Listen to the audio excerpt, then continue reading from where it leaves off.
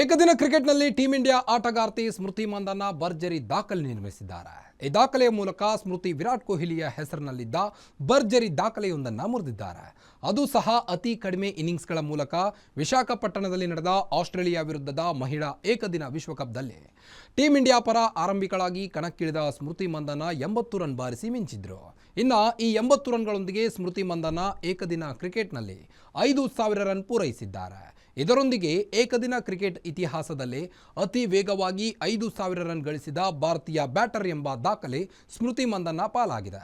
ಇದಕ್ಕೂ ಮುನ್ನ ಈ ಭರ್ಜರಿ ದಾಖಲೆ ರನ್ ಮಷಿನ್ ಖ್ಯಾತಿಯ ವಿರಾಟ್ ಕೊಹ್ಲಿಯ ಹೆಸರಿನಲ್ಲಿತ್ತು. ವಿರಾಟ್ ಕೊಹ್ಲಿ 114 ಏಕದಿನ ಇನ್ನಿಂಗ್ಸ್ಗಳ ಮೂಲಕ 5,000 ರನ್ ಪೂರೈಸಿದ್ರು. ಈ ಮೂಲಕ ಏಕದಿನ ಕ್ರಿಕೆಟ್ನಲ್ಲಿ ಅತಿ ವೇಗವಾಗಿ 5,000 ರನ್ ಕಲೆ ಹಾಕಿದ ಭಾರತೀಯ ಬ್ಯಾಟರ್ ಎಂಬ ಭರ್ಜರಿ ದಾಖಲೆ ಬರೆದಿದ್ರು. ಇದೀಗ ಈ ದಾಖಲೆಯನ್ನ ಸ್ಮೃತಿ ಮಂದಣ್ಣ ಮುರಿದಿದ್ದಾರೆ. ಸ್ಮೃತಿ ಮಂದಣ್ಣ ಏಕದಿನ ಕ್ರಿಕೆಟ್ನಲ್ಲಿ 5,000 ರನ್ ಕಲೆ ಹಾಕಲು ತೆಗೆದುಕೊಂಡಿದ್ದು ಕೇವಲ 112 ಇನ್ನಿಂಗ್ಸ್ಗಳನ್ನು ಮಾತ್ರ. ಈ ಮೂಲಕ ODI ಕ್ರಿಕೆಟ್ನಲ್ಲಿ ಅತಿ ವೇಗವಾಗಿ 5,000 ರನ್ ಗಳಿಸಿದ ಭಾರತೀಯ ಬ್ಯಾಟರ್ ಎಂಬ ಹೆಗ್ಗಳಿಕೆಯನ್ನ ತಮ್ಮದಾಗಿಸಿಕೊಂಡಿದ್ದಾರೆ. ಮತ್ತಷ್ಟು ಸ್ಪೋರ್ಟ್ಸ್ ಸುದ್ದಿಗಳಿಗಾಗಿ ನೋಡ್ತಾ ಇರಿ ಗ್ಯಾರಂಟಿ ನ್ಯೂಸ್. ಸುದ್ದಿ ಖಚಿತ, ನ್ಯಾಯ ನಿಶ್ಚಿತ.